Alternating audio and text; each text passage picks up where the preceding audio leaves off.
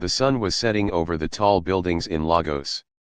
Inside a big mansion with shining glass windows, a young man sat quietly in the garden. His name was Kamsi Obi, the only son of one of the richest men in the country. But Kamsi was not happy. He looked around at the swimming pool, the cars, and the guards standing like statues. All this money, all this power, yet his heart was empty. His father, Chief Obi, walked out in a fine white agbada, holding a glass of wine. "Kamsi, why are you always sitting here like you lost something?" he asked, laughing. Kamsi stood up slowly. "Papa, I'm tired," he said. "Tired? Of what?" Chief Obi asked, confused.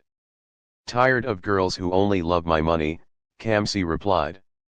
"Every woman I meet wants to marry a billionaire, not the man inside." Chief Obi laughed hard. "And you think poor girls love better?" "Maybe they do," Kamsi said softly.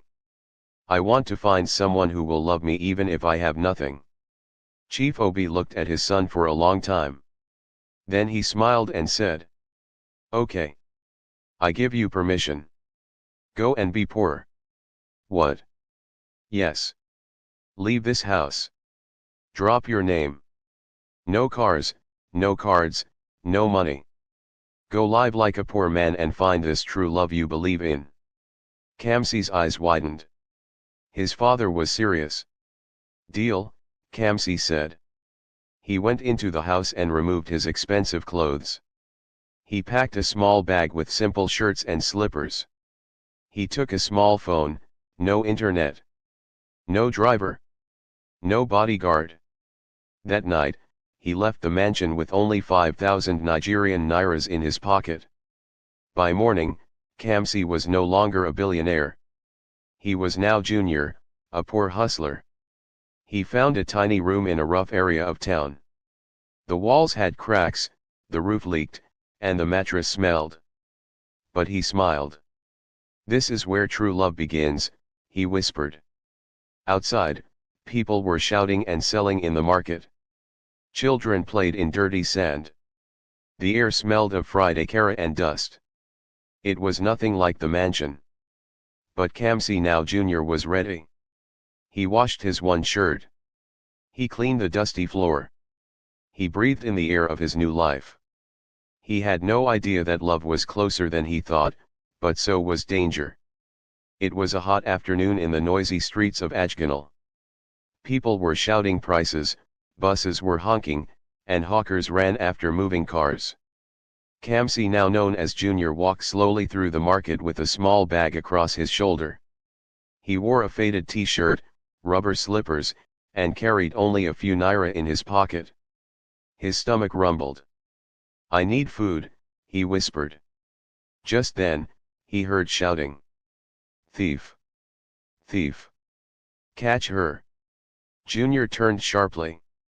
A young girl was being dragged by two angry traders. She was thin, with tired eyes but a beautiful face. Her clothes were clean but old. "Please. I didn't steal anything," she cried. "Shut up. You took that bag of rice and pretended to pay." One man shouted. "Let me go. I didn't take any rice," she shouted back, almost crying. A small crowd gathered. Junior pushed through them and stepped forward. "Wait," he said. "What did she steal?" "Mind your business," the trader said. "Please let me talk," Junior begged. "Did anyone see her with the rice? Did you check your records?" The trader stopped to think. The second trader checked his receipt list and gasped. "Ah!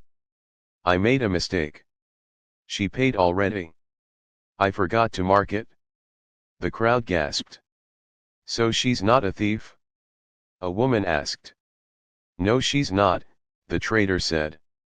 The girl pulled her arm away and stared at them with tears in her eyes. Junior walked up to her slowly. "Are you okay?" She looked at him. "I don't know who you are," she said, her voice shaking, "but thank you." "I'm Junior," he said, smiling. Amara, she replied. And just like that, they met. But Amara didn't smile. She picked up her bag of rice and walked away. Junior watched her. She's strong, he said to himself. And beautiful too. The next day, he saw her again, this time by a small food stall. She was selling fried plantain and beans. Junior walked close. "Hello, Amara," he said gently. "Oh, it's you again," she replied without looking up. "Your food smells sweet," he said. "Do you have money to buy it?" Junior smiled.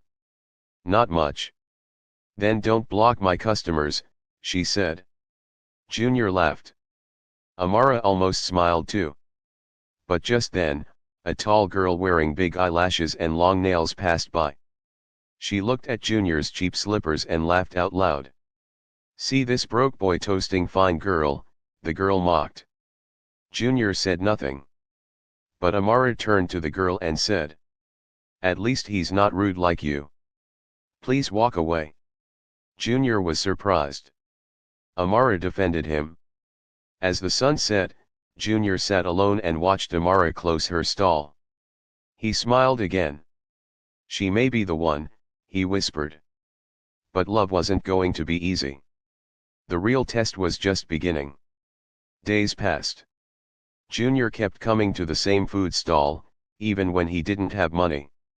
Sometimes, he just helped Amara clean the table or pack the food. She didn't talk much, but slowly, she started to like his company. One day, it rained heavily. People ran and shouted. But Junior stayed behind, helping Amara cover her goods. They both got wet. They sat together under a leaking umbrella, water dripping from their hair. Amara looked at him and shook her head. "Why are you always here? You don't even buy anything." Junior smiled. "Maybe I enjoy the company." She raised an eyebrow. "So I'm your enjoyment now?" They both laughed, and for the first time, Amara truly smiled. Later that evening, she said, "Come and see where I live." Junior followed her through the narrow muddy paths. They reached a small compound filled with hanging clothes, crying brights, and noise everywhere. They entered a one-room apartment. Inside, a small foam lay on the floor. There was one lantern, a pot of gari, and a tiny shelf with books. "This is home," Amara said. "It's peaceful," Junior replied. "It's not much," she said, "but it's mine. I'm sponsoring myself in school. My aunt gave me this room."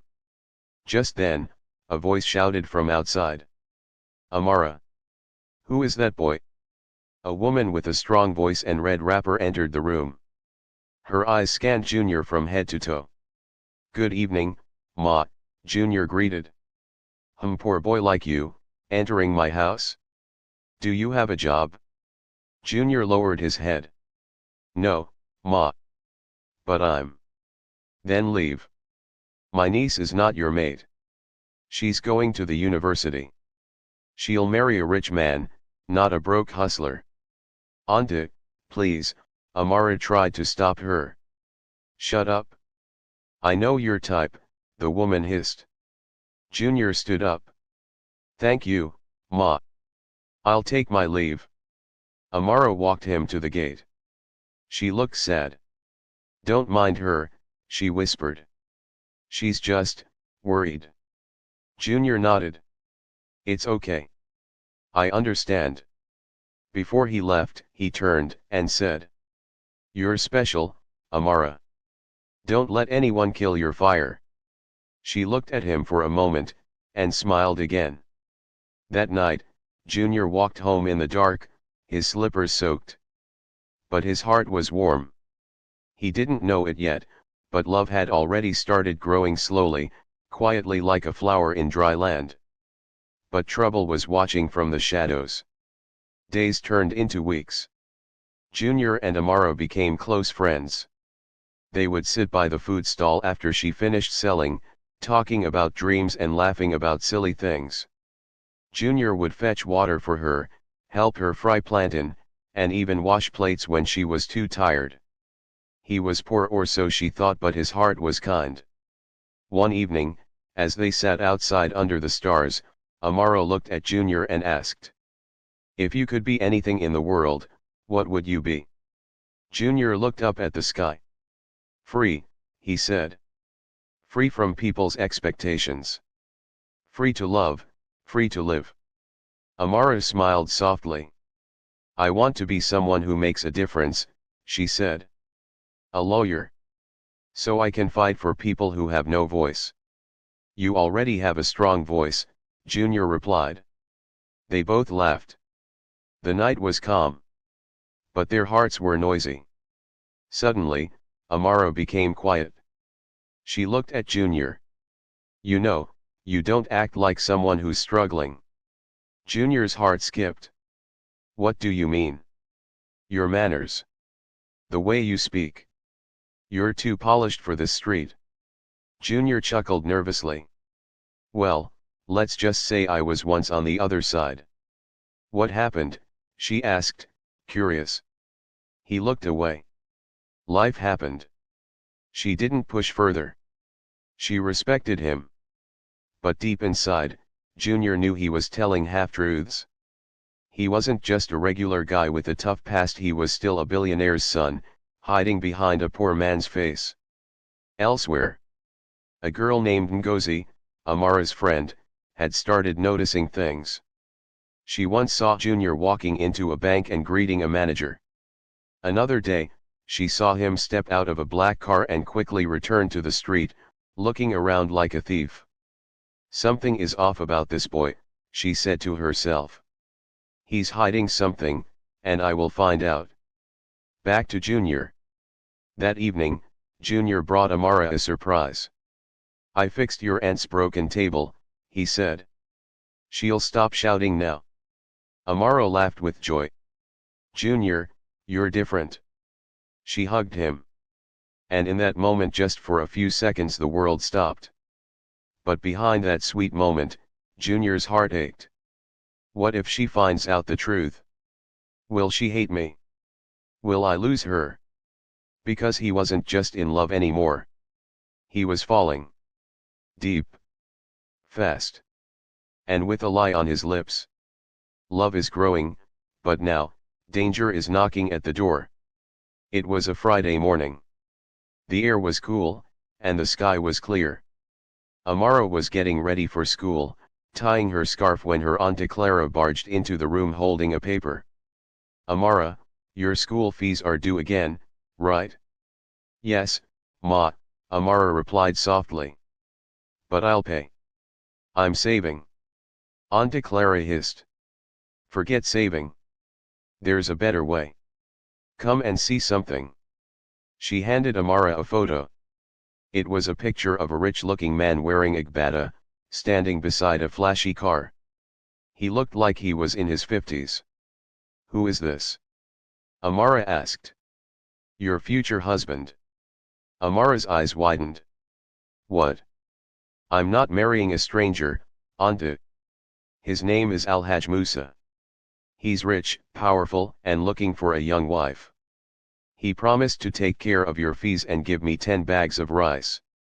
Amara stepped back. "I'm not a goat. You can't sell me." Auntie Clara's face turned dark.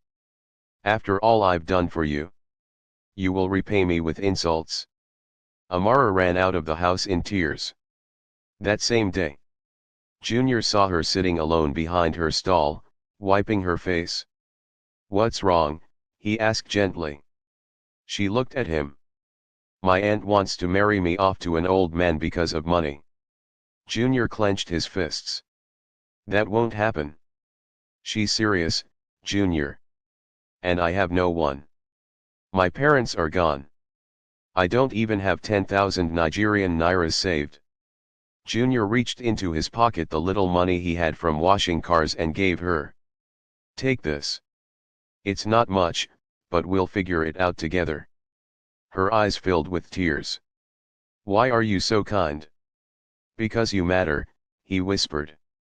The next evening, Alhaj Musa came to the compound with gifts and 2 bodyguards. He greeted Auntie Clara and knocked on Amara's door. She refused to open. Suddenly, Junior arrived and stood in front of the gate.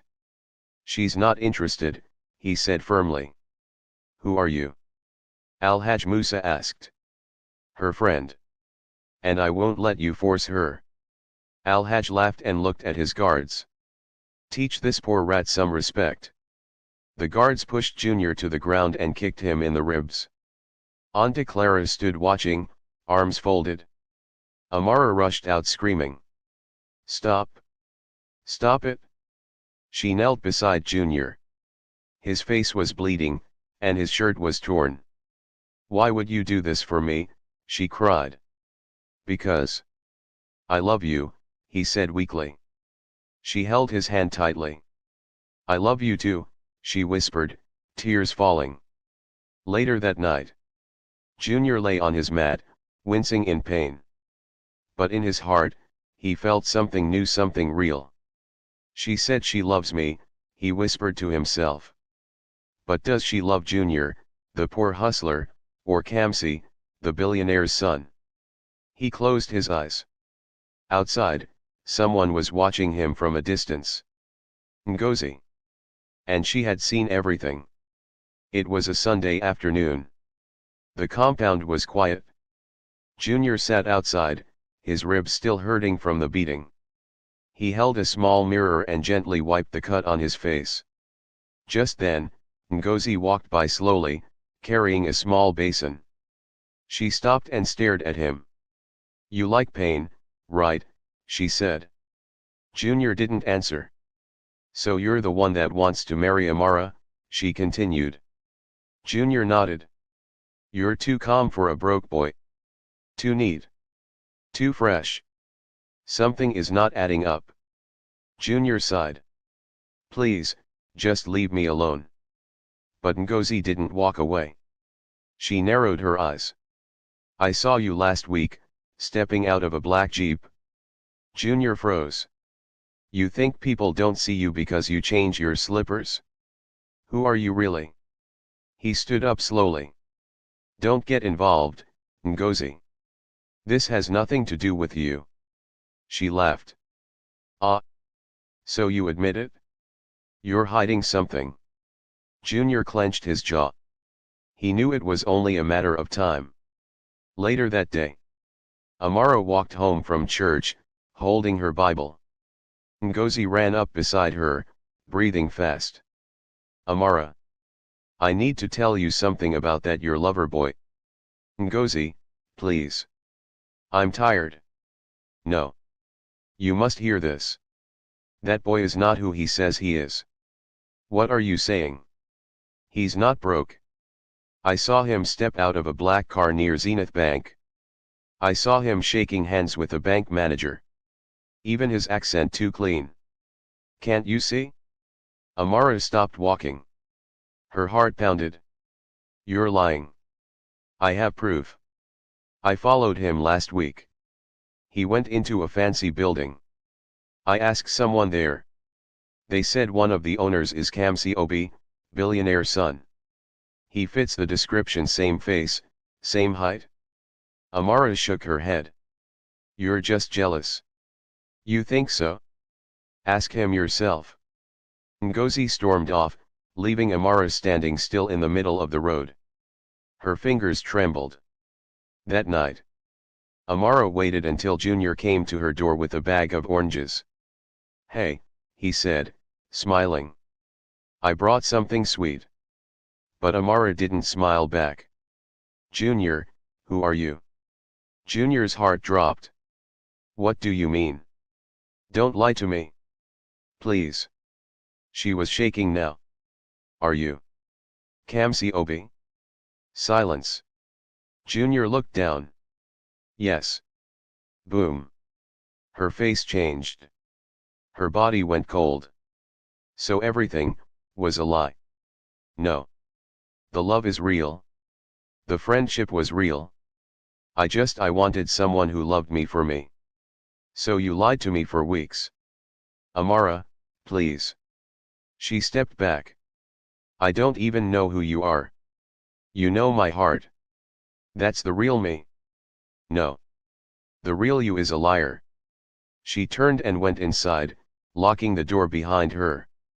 Junior stood there, oranges still in his hand, his heart breaking. Elsewhere, Chief Obi got a call from his son's private number. He sighed deeply after listening. Then he said to his housekeeper, "Tell Dixon, it's time. Secrets have been revealed. Hearts have been broken. But the biggest game is about to begin." Amara didn't sleep that night. She sat on her mat, her Bible by her side, but her heart was too heavy to pray. "He lied to me," she whispered. Everything was a lie. She remembered how Junior fetched water, how he shared his only food, how he defended her. But now she didn't even know his real name. Was it all just a game? Tears rolled down her cheeks. Meanwhile, Junior or Kamsi sat outside in the cold. He hadn't moved from the spot where she left him. His shirt was still stained with dust. His hands were still holding the oranges. But his heart? Shattered. "I ruined it," he whispered. "I ruined everything." At the mansion, Chief Obi sat in his luxury chair, reading a newspaper. His phone rang. "Hello, Papa." Kami's voice sounded weak. "You're calling me now? When your lie has caught fire. I messed up. I warned you. Love doesn't grow on lies. She hates me now." Chief Obi stayed silent for a while. Then he spoke quietly. "Maybe this is your test too, Kamsi. Let's see if love can survive the truth." In the market. The next day, Amara didn't open her stall. People asked questions. "Where is that plantain girl? Her stall is empty." Even Auntie Clara looked worried, but not because of love. "This girl better not spoil the marriage chance with Alhaj Musa," she muttered. Ngozi's house. Ngozi sat on her bed, looking at her phone. She had taken a blurry photo of Kamsi entering a black SUV. She smiled. "If she doesn't leave him, I'll show the whole street who he really is." Later that evening, Kamsi walked slowly to Amara's house. He knocked. No answer. He sat on the floor, leaning on her door. "Amara, please talk to me," he whispered through the crack. "I didn't mean to lie. I wanted you to see me before seeing the money." Silence. "Every smile you gave me, every moment we shared. I wasn't acting. I meant it." More silence. Kamsi closed his eyes and rested his head on the door. Inside, Amara was sitting, listening. But her heart was torn. Back at the Obi mansion, Chief Obi poured himself a drink. His cousin, Dixon, entered the room with a smirk. "Your son has disgraced the family name," Dixon said. Chief Obi replied calmly. "Give me the company shares. I'll clean the mess." Chief Obi smiled slowly. "Don't worry, Dixon. Very soon, you'll have your own test." Dixon frowned. "What do you mean?" "Just wait." As night fell, Amara stood behind her curtain, watching Kamsi sleep outside her door. "Why does my heart still beat for him?" she whispered. But before she could open the door, her phone lit up. A text from an unknown number. "If you stay with him, I'll destroy you both." Her hands shook. Her world spinning again. Now it's not just a love story, it's a warning. The sun rose slowly over Lagos, but for Amara and Kamsi, the morning felt like midnight. Kamsi was gone from her doorstep. Amara opened the door and looked around. Only the orange peels remained. She touched her chest and whispered, "Why does my heart still miss him?"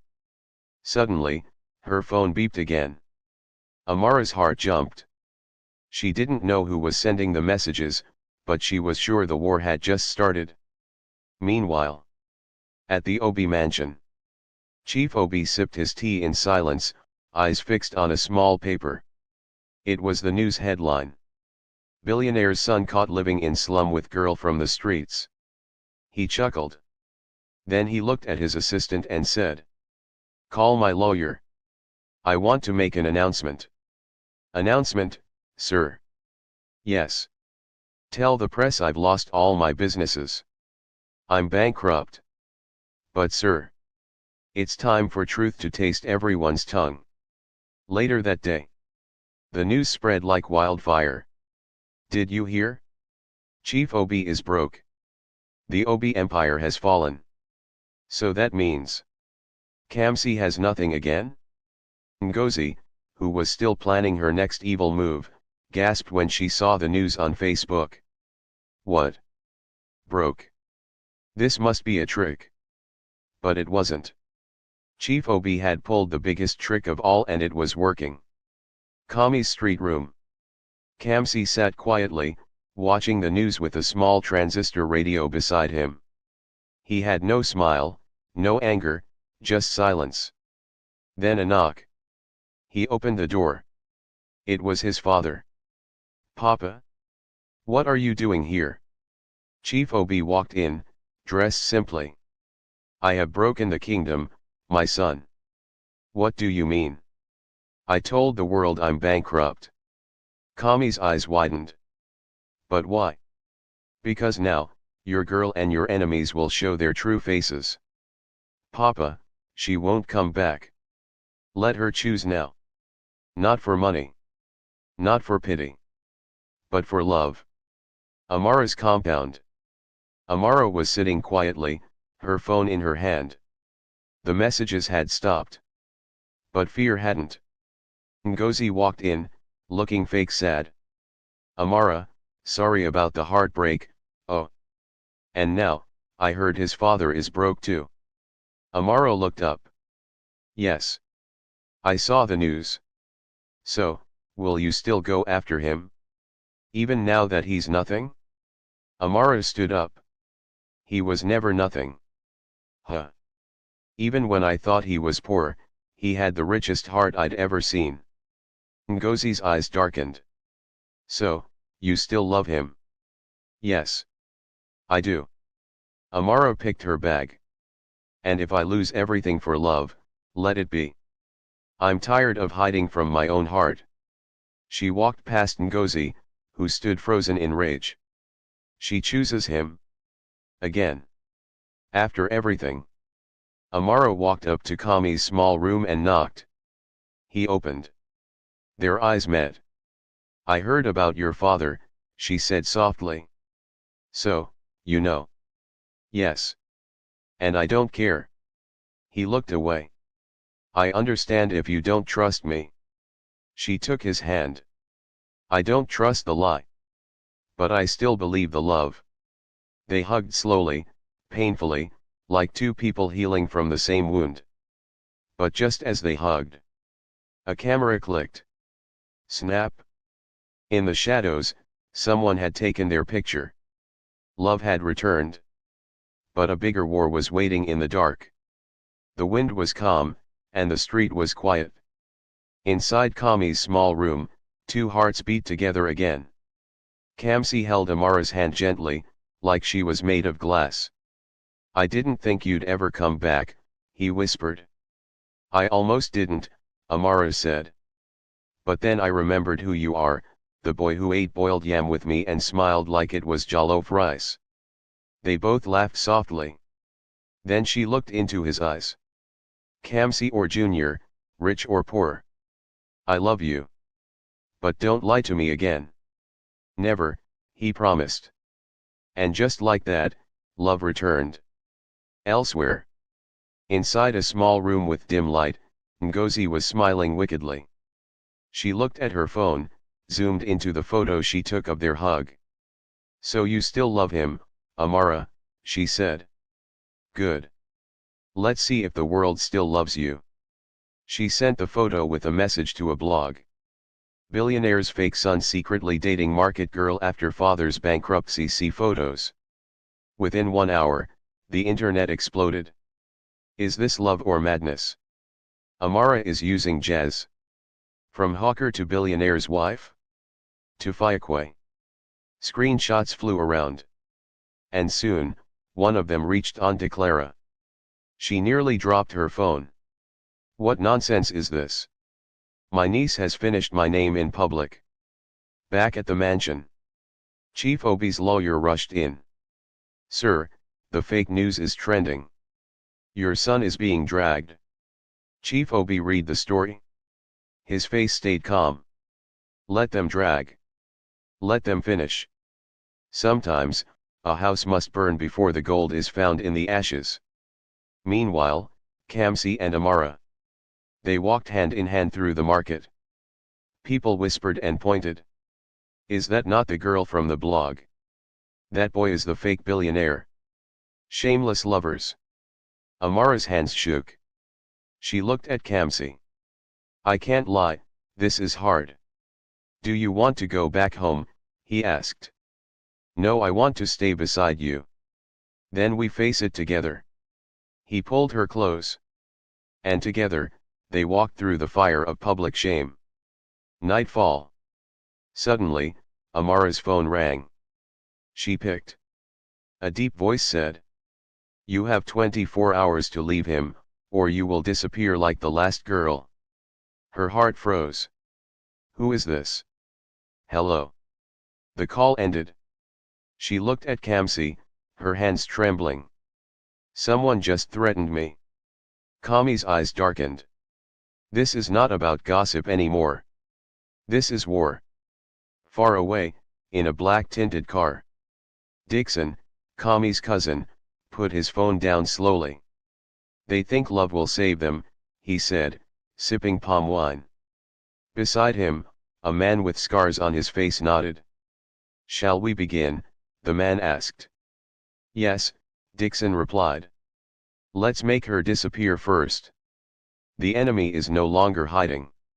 And the game has turned dangerous. Will love survive what's coming next? Amara couldn't sleep. She held her phone tightly, replaying the strange voice over and over in her head. You have 24 hours to leave him, or you will disappear like the last girl. Tears dropped onto her pillow. She didn't tell Kamsi the full part the way the voice sounded serious, dangerous, evil.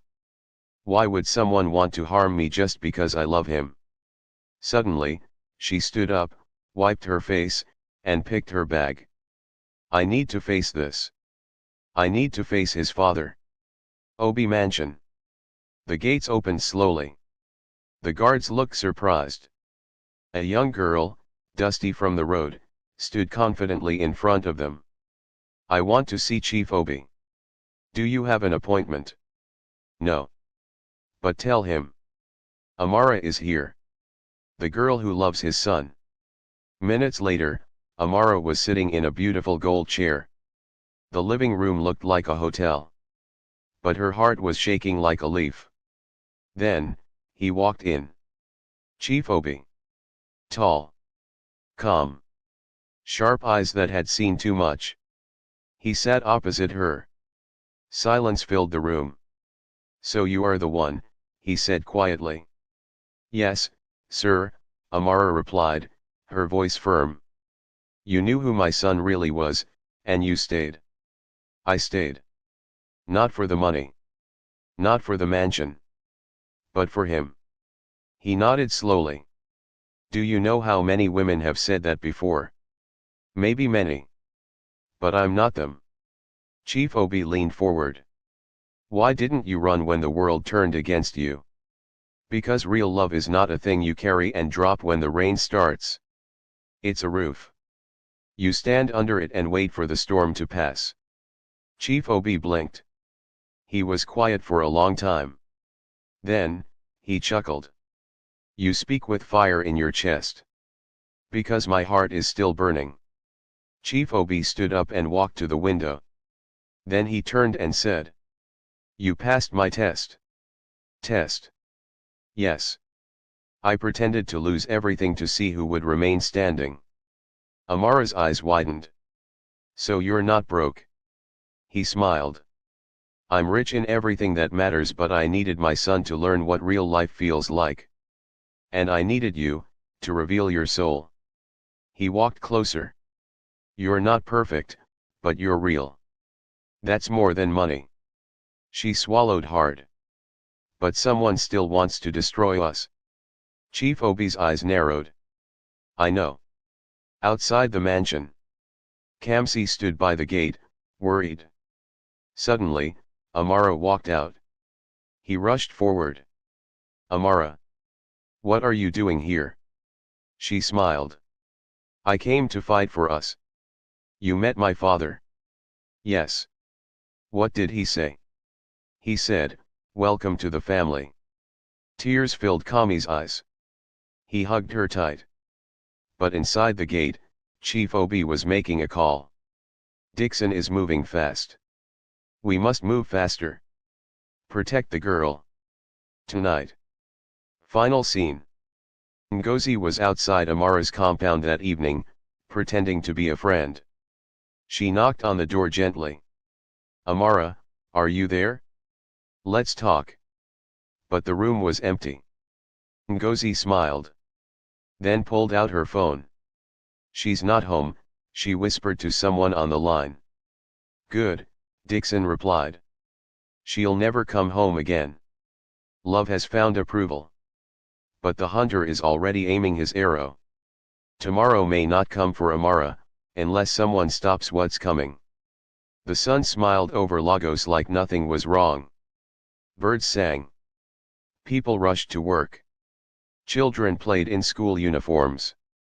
But in Kami's heart, there was only one thing, Amara. She had fought for him. Faced the world.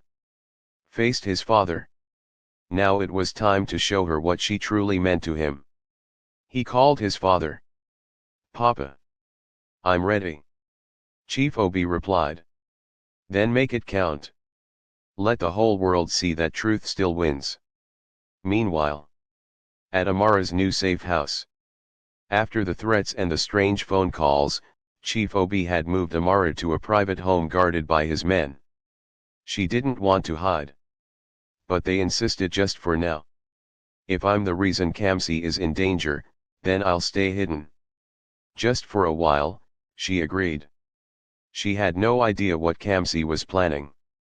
Later that evening. Kamsi wore a simple but neat white kaftan. He looked into the mirror, nervous, excited, terrified all at once. Then he stepped into the black SUV and was driven to the safe house. Inside the compound, fairy lights had been quietly set up. Lanterns lined the pathway. Soft music played in the background. A small cake with the words "You are my truth" sat quietly on a table. Then Amara came out in a flowing yellow dress. What is all this? She whispered. Kamsi knelt. Yes. He went down on one knee. And the world stopped. Amara. You walked into my lie and taught me how to be honest. You taught me that love is not about what you wear, but what you carry inside. Will you marry me? Amara gasped. Her hands flew to her mouth. Her heart beat so loud she could hear it. Tears rolled down her cheeks. Yes, Kamsi. 1,000 times yes. He stood up and placed the ring on her finger. They hugged tightly. Guards clapped quietly in the background. Even the wind seemed to whisper, finally. But elsewhere. Dixon sat in a dark room, watching them through a hidden camera. Fools, he said coldly. They think love is enough. Let's see how strong love is, without breath. He picked up his phone and made a call. Move now. Final scene. As Kamsi and Amara cut the cake, laughing, a shadow moved outside the gate. One of the guards turned suddenly. Who goes there? Then, gunshots. Guards shouted. People screamed. The lights went off. Inside, Kamsi grabbed Amara. Down. Get down. Bullets shattered the lanterns. Amara screamed. Kamsi shielded her with his body. But the enemy was already inside. Tonight was supposed to be a dream. But it just became a nightmare. The safe house was no longer safe. Gunshots echoed. The fairy lights fell and scattered sparks on the ground. Kamsi pulled Amara behind a table as bullets tore through the air. He covered her head with his hands, heart racing. "Stay down. Don't move. No matter what happens," he whispered. She nodded, tears pouring from her eyes. Outside, the guards were trying to fight back. But the attackers were many and trained. From the dark, one of them shouted, "Bring the girl out, or everyone dies." Kami's fists clenched. "They came for her, because of me." Meanwhile, at the Obi mansion, Chief Obi was having dinner when his phone rang. "Sir, the safe house, it's under attack." He stood up so fast his chair fell. "Activate lockdown. Call the commissioner. No mercy tonight." Then he looked at his butler. "Tell the driver to warm the car. I'm going there myself." Back at the safe house, Kamsi moved Amara into a cupboard behind a thick wall. "Don't come out until I say so." "No. Don't leave me," she cried. "If anything happens to me, promise me you'll run." "No, Kamsi." He kissed her quickly, then shut the cupboard. Then he turned to face the chaos.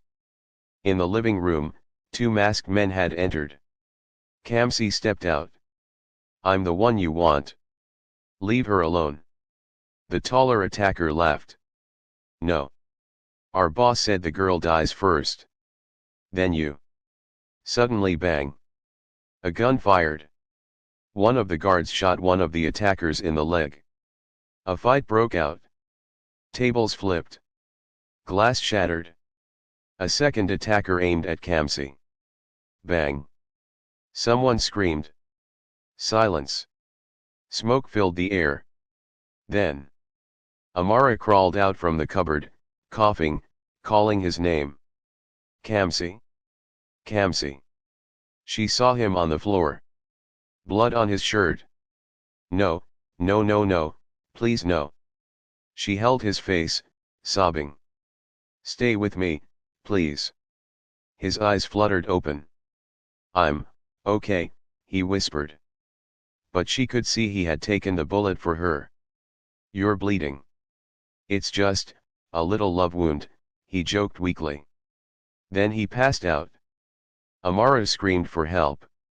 A few minutes later, Chief Obi arrived with a full team of police and private security. The attackers had been caught. Chief Obi rushed into the house and saw his son on the floor. He ran to him. "Kamsi." Amara looked up at him, her hands shaking, covered in blood. "He saved me," she whispered.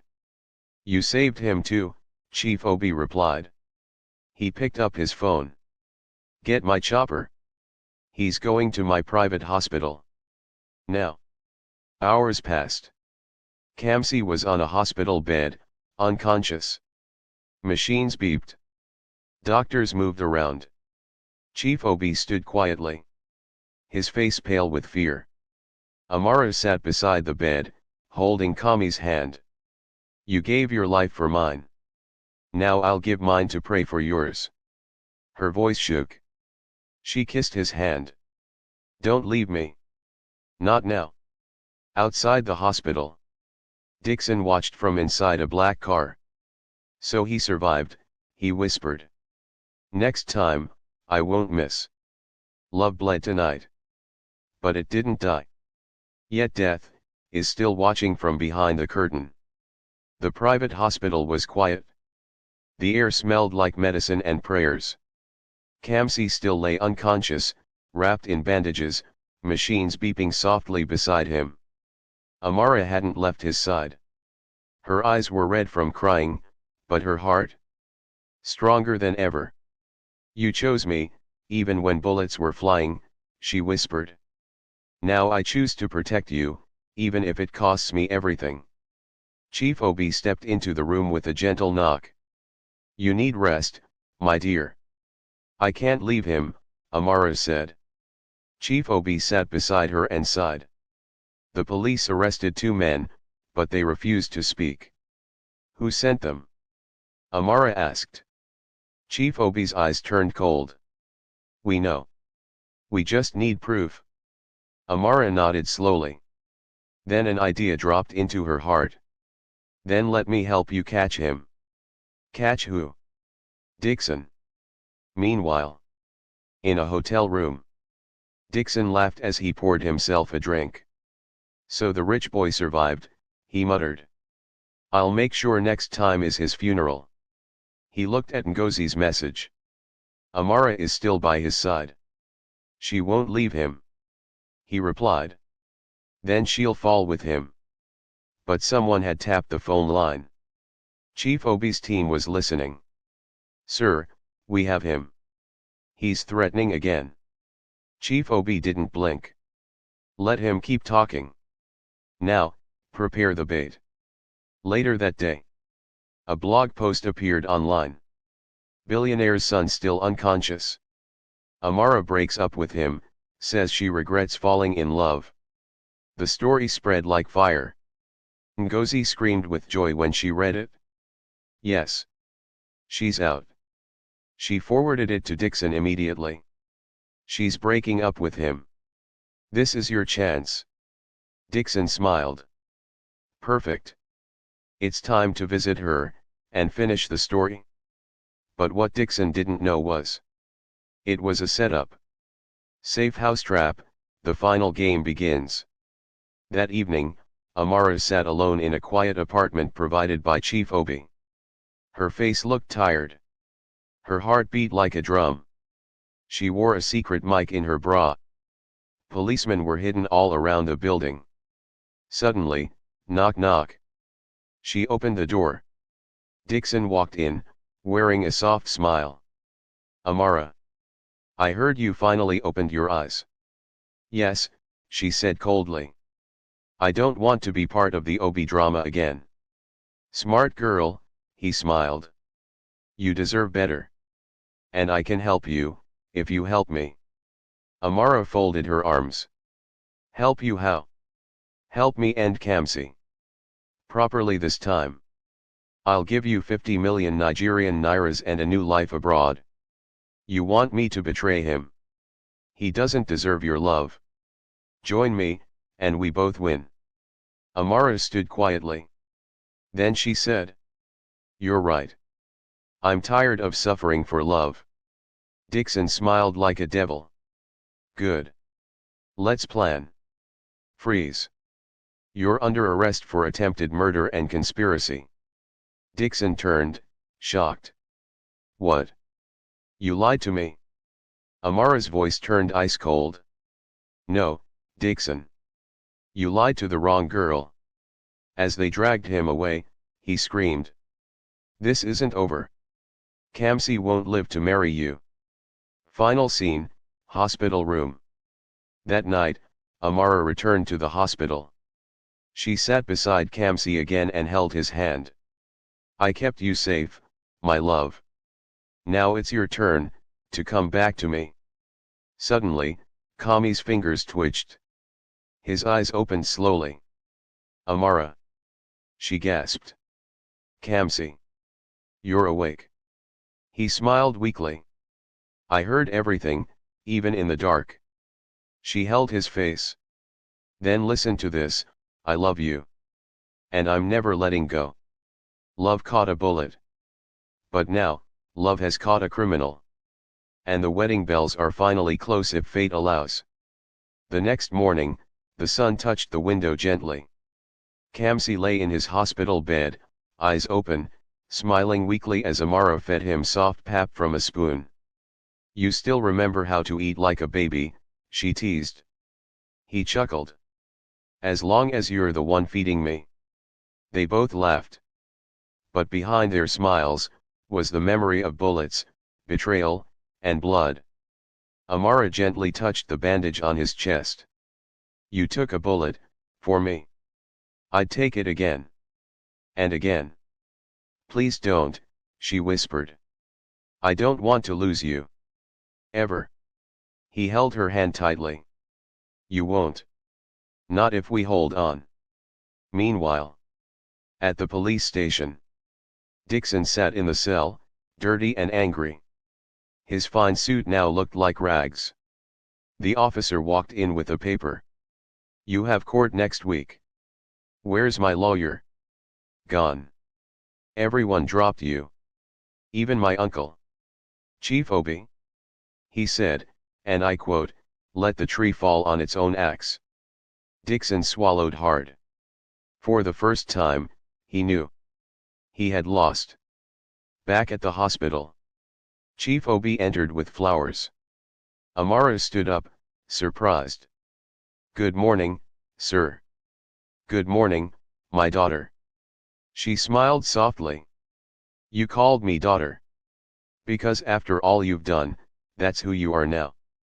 He looked at Kamsi, eyes soft with pride. Your mother would have loved this girl. Tears touched Kami's eyes. Thank you, Papa. Then Chief Obi turned to Amara and held her hands. You didn't just save my son. You saved our future. So, what day should we pick for the wedding? Meanwhile, in the street, Ngozi, the gossip queen, watched the news on her phone. Amara to marry billionaire's son after surviving gun attack and betrayal.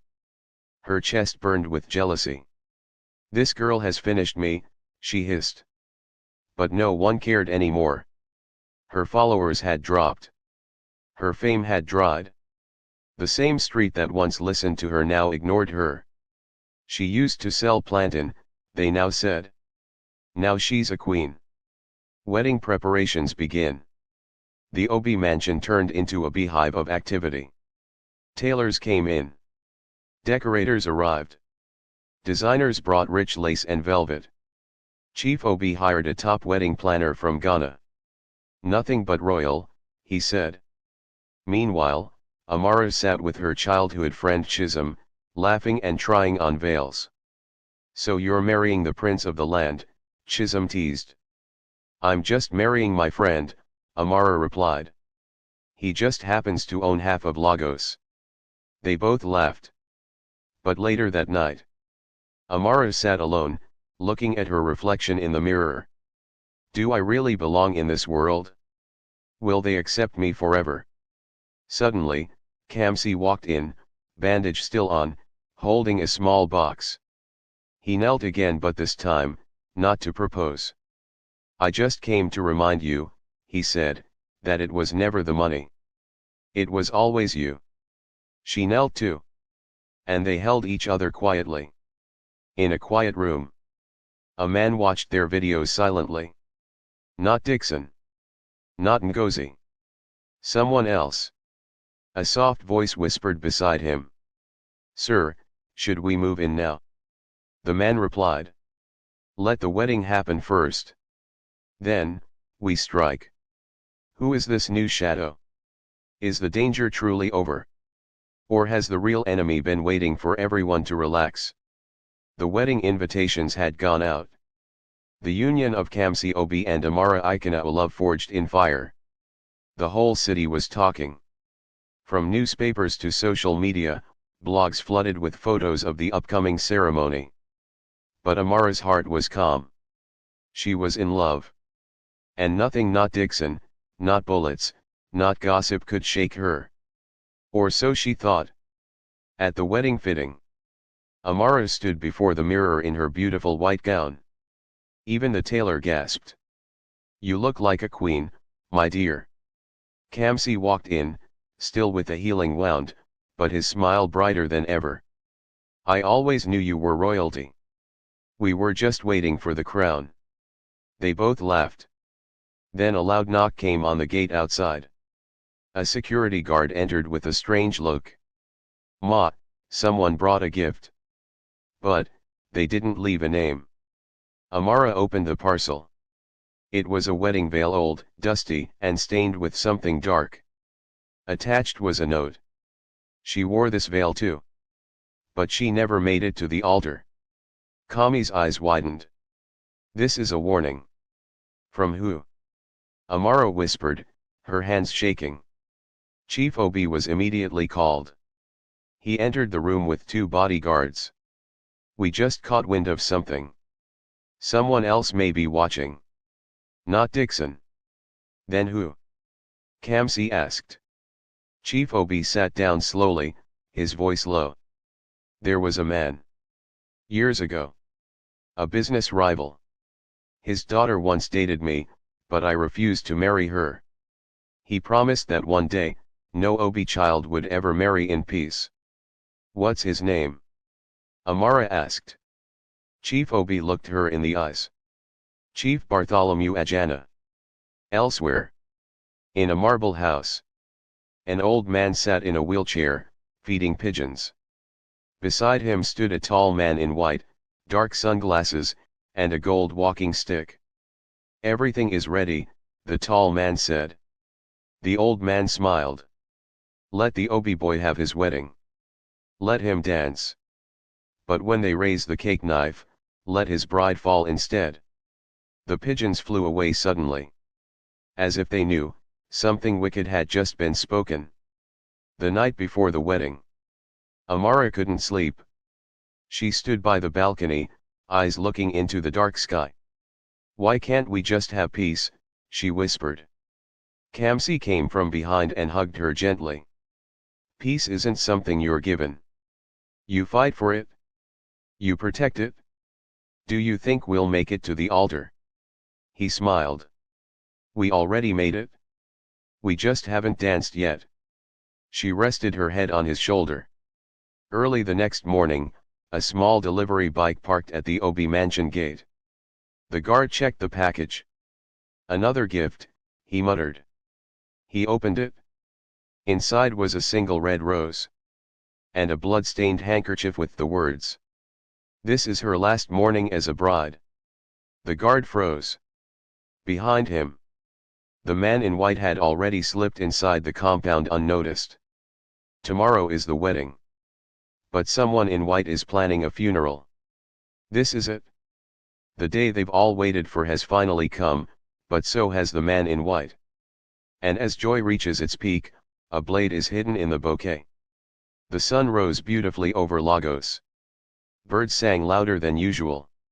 Even the air smelled like celebration. The Obi mansion had been transformed into a wedding palace. Gold ribbons, soft music, giant canopies, and a stage that looked like a king's court. Everyone who was someone in the city was there. The crowd buzzed with joy. That's the girl from the market. She's marrying the billionaire's son. God, bless our daughters too. Inside Amara's dressing room. She sat in front of the mirror, wearing her white gown and a soft smile. Ngozi, yes, Ngozi, who had apologized weeks ago and begged to be part of the wedding, helped adjust her veil. You look like an angel, Ngozi whispered, half jealous, half proud. Thank you, Ngozi. For being here. Ngozi nodded. But she kept glancing at her phone. A message had come earlier that morning. Don't stop the storm. Just watch the sky. She didn't understand it, but she felt something was wrong. At the altar. Kamsi stood in a white agbada, golden embroidery at the edges. He looked like a prince from a fairy tale. Chief Obi sat at the front, smiling with quiet pride. The crowd rose. The music played. Here comes the bride. Amara walked in, holding her bouquet, her eyes fixed on her future. People clapped. Some cried. Cameras flashed. She reached Kamsi, and they held hands. The priest smiled. We are gathered here today. But outside. A black car parked quietly beside the security post. The man in white stepped out. No one noticed. He wore a guest pass. In his breast pocket. A syringe. A blade. And a small vial of clear liquid. He walked slowly toward the stage, weaving through the crowd. No Obi child will marry in peace, he whispered. Back at the altar. Do you, Kamsi Obi, take Amara Ikena? Yes. With all my heart. And do you, Amara Ikena, take? Suddenly, Someone screamed from the back. A guard collapsed. Gasps filled the air. Then a loud voice shouted. Down. Everyone down. There's an intruder. The man in white pulled out his syringe and rushed toward the stage. Kamsi stepped in front of Amara. No. But someone moved faster. Ngozi. She threw her shoe and screamed. Behind you. A guard tackled the man just in time. The syringe flew from his hand, landing beside the priest. Chaos broke out. Guests screamed. Chief Obi's bodyguards rushed forward, dragging the man in white away. His glasses fell off. And finally, his face was revealed. Chief Obi froze. Bartholomew Ajana's son. Later that evening. The wedding didn't end in dancing. But it didn't end in death either. Amara and Kamsi sat in a private room, holding each other. You still want to be my wife? Kamsi asked softly. She smiled through tears. I said yes before. I say yes again. Chief Obi entered, shaking. Forgive me, my children. My past almost swallowed your future. But it didn't, Amara said. Love is still standing. Bartholomew Ajana's son sat in a police van, smiling. You stopped me today, he muttered, looking at the wedding picture in his hand. But love always forgets. I'll wait. And next time. I won't miss. As the van drove away, the screen faded. But back at the mansion, Kamsi and Amara kissed under the stars. Because even when shadows rise, love that is true always survives. The storm has passed. The wedding survived. Now it's time for a new beginning, but even a peaceful life has its own challenges. The world had seen their wedding interrupted. But they had also seen it stand strong. News headlines the next morning were full of praise. Amara, the girl who married love, not riches. Kamsi and Amara, the wedding that refused to die. And finally, Bartholomew's plot fails again. At the honeymoon house, Chief Obi had gifted them a private beach house at Ilashi, quiet, beautiful, and far from the noise of Lagos. Waves rolled softly. The air smelled of salt and fresh beginnings. Kamsi and Amara arrived hand in hand. The guards stayed far off. Just peace, silence, and each other. Kamsi unlocked the door. Welcome home, my wife. Amara laughed. Say it again. My wife. One more time. Mrs. Obi. She blushed and ran inside. The room was filled with roses, candles, soft pillows, and a letter from Chief Obi. Let this house be the proof that even after fire, a garden can still grow. Later that evening, they sat on the balcony, eating roasted fish and drinking palm wine. Can I ask you something? Amara said. Anything. What if I had said no? I would have built another world, just to ask again. She smiled and rested her head on his chest. Promise me we'll protect what we've built.